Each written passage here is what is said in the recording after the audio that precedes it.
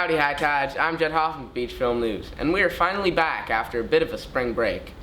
Now, before we start here with the segments, here's a little piece from my brother, Isaac. Hey all, Isaac here. So, I have a very grave announcement to make. Sadly, Beach High will be again hosting its own film festival. I love to say this because it's great news actually. Because not only are we hosting our own film festival like we do every year, but this year we're actually taking submissions from you guys. Over the next few weeks before the deadline, I am gonna recurringly teach you how to write, produce, and make your very own short film.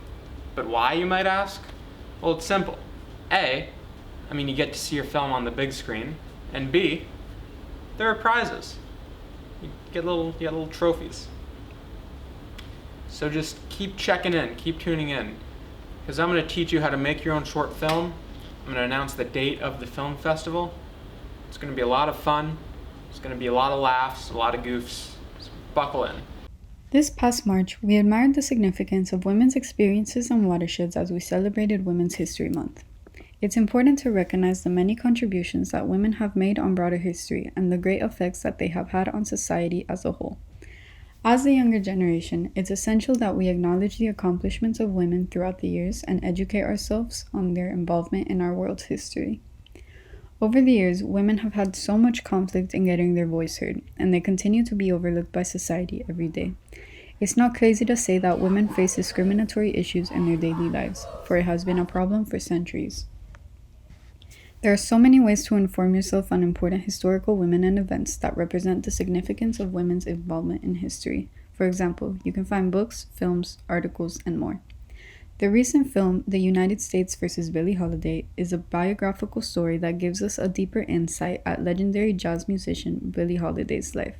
The film is mainly about the trials and tribulations that Holiday faced as an African American woman during the Civil Rights Movement.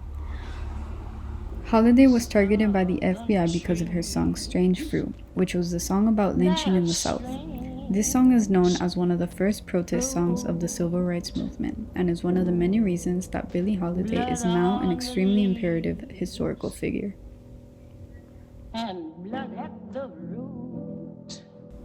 There's a countless number of women that have made countless contributions to society that we should continue to acknowledge. We must constantly commemorate these actions and influences that women have had on our overall life. So, how did you celebrate Women's History Month this year? That was a piece about women's history, but what about this week in history? Good morning, High Tides. It's been a while, but it's time to get back to this week in history.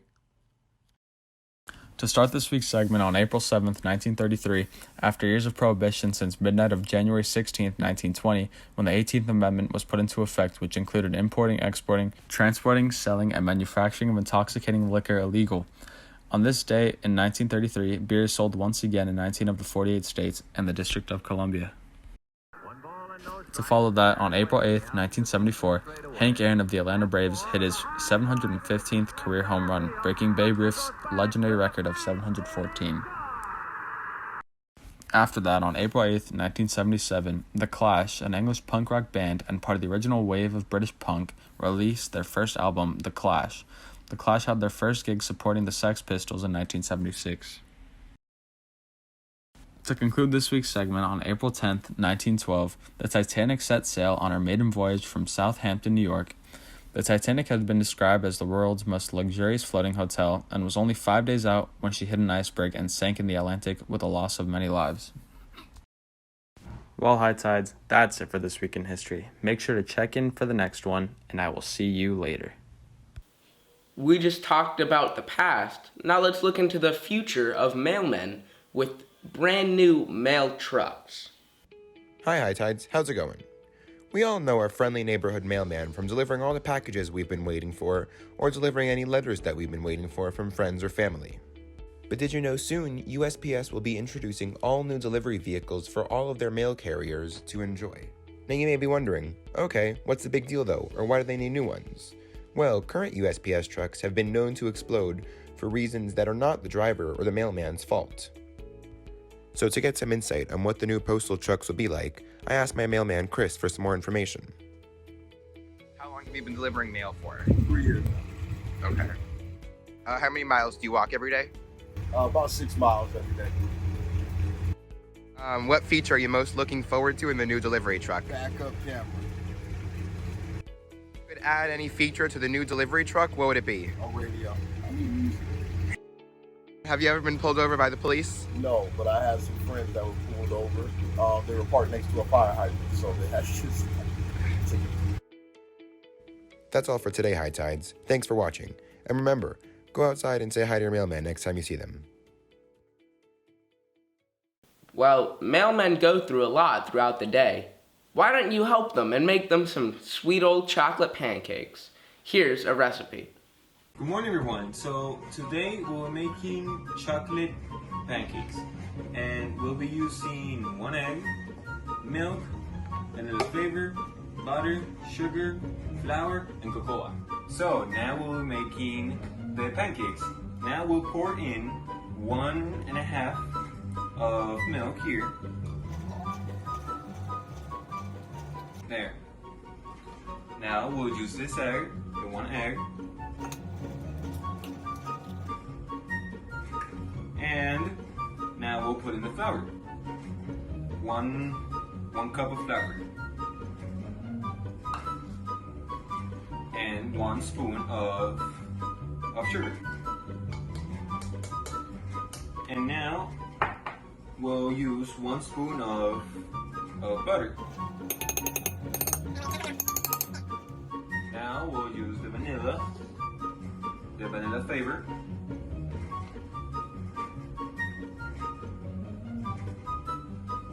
There. It has to be just a little on the tab. And now we'll use 2 cups of cocoa.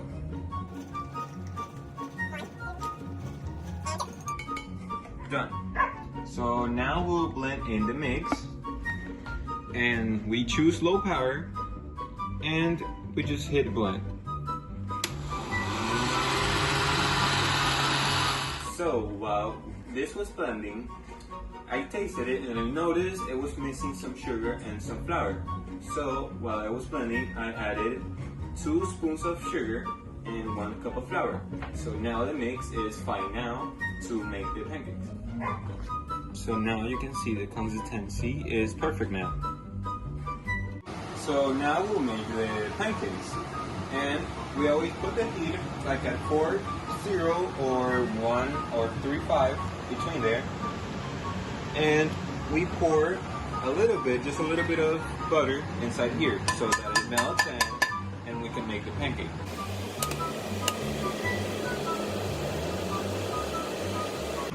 Now let's pour in the pancake.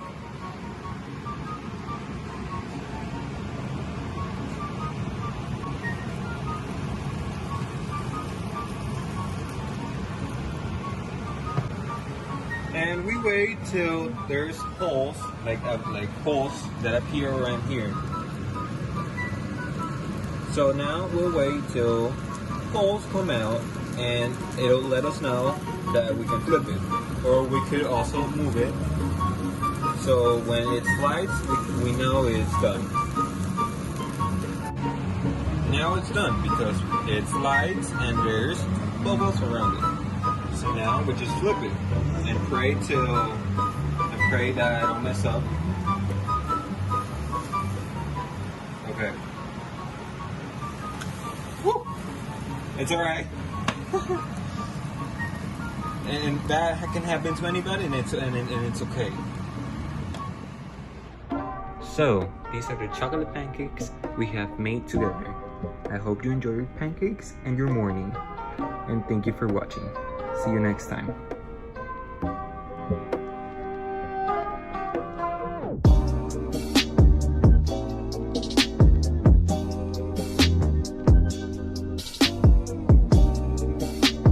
Well, it's almost the end of the episode, which means it's time for Second Opinion. Last week, we asked you, the viewer, are you going anywhere for spring break? The answer?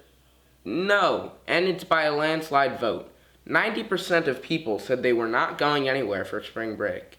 This week's question, due to the fact that football ended a few months ago and baseball is just starting back up, is which do you prefer, football or baseball? Scan that QR code or click the link in the description to answer that question. Well, with Beach Film News, I've been Jed Hoffman, you've been you, goodbye.